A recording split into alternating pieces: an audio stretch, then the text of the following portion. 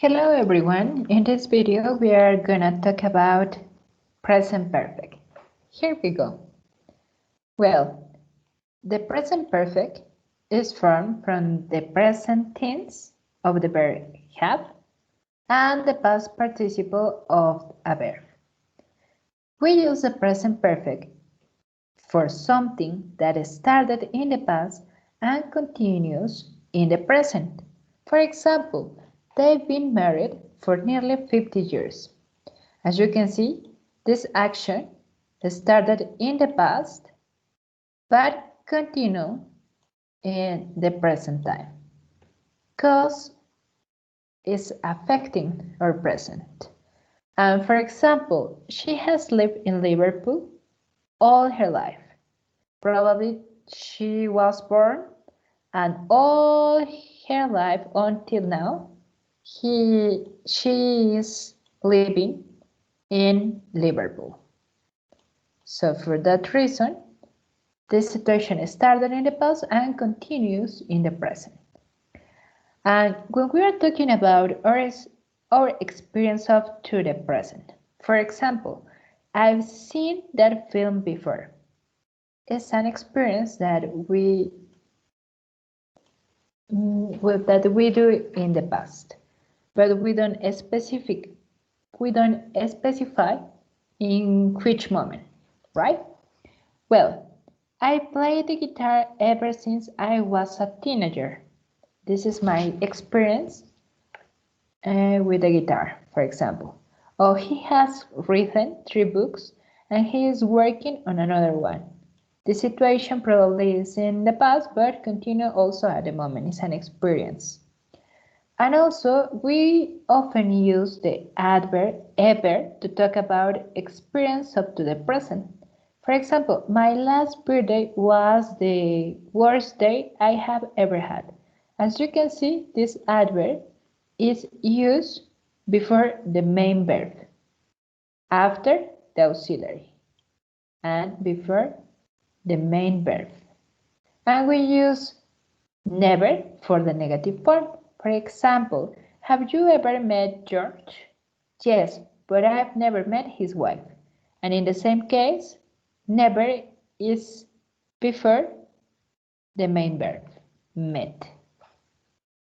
It is really important that we observe that when we are using the negation never, this auxiliary verb is in affirmative way. I can say I haven't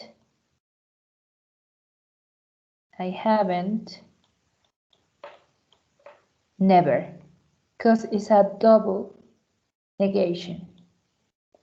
For that reason, we have to use I've never.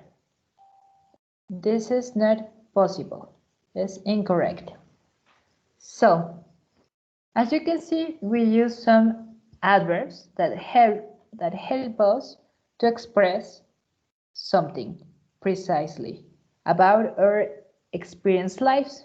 For example, have you ever read this book? ¿Alguna vez has leído este libro? Have you ever been to India? And also, we use never or before. For example, she has never been late. Ella nunca ha estado tarde. Or also we can see, I think I've seen this film before. Yo pienso que nunca he visto esta película antes, for example.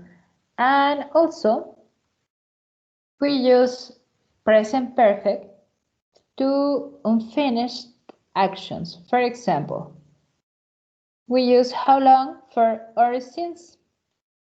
We use the present perfect with the words how long, for, or since to talk about situation or action that started in the past and still continue or are still true now. For example, I live in Oslo since I was born. Yo he vivido en Oslo desde que nací. Or for example, they have been married for 25 years. Ellos han estado casados por 25 años. We do emphasize in the period of time. For example, I was born. Or in this case, for 25 years.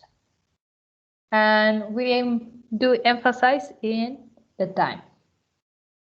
For example, we've been for a few hours, or they've been married for 10 years. We use since plus a moment in the past. We've been since 4 o'clock. We are specifying the period of time. They've been married since 2010. We do emphasize in the period of time.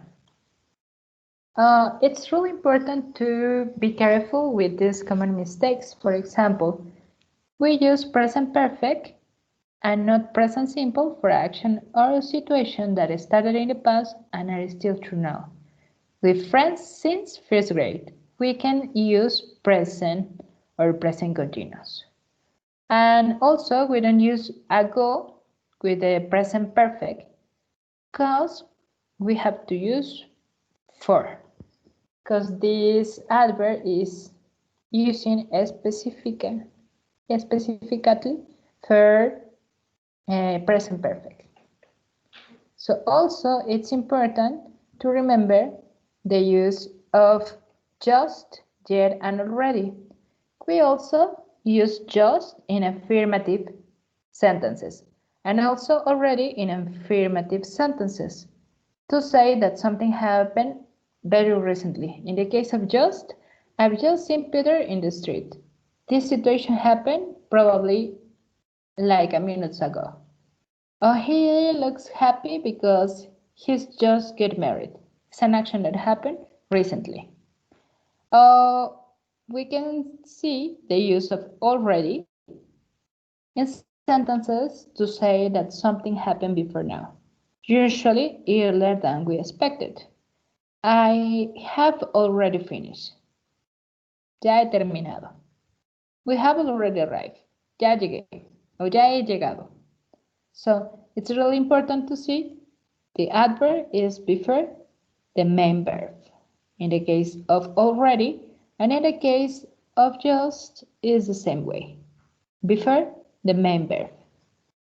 So if we are talking about in a negative sentence or an interrogative sentence, we have to use yet.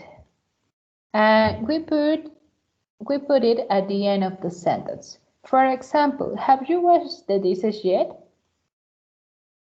Or if you can see, I haven't called him yet. No le he llamado todavía.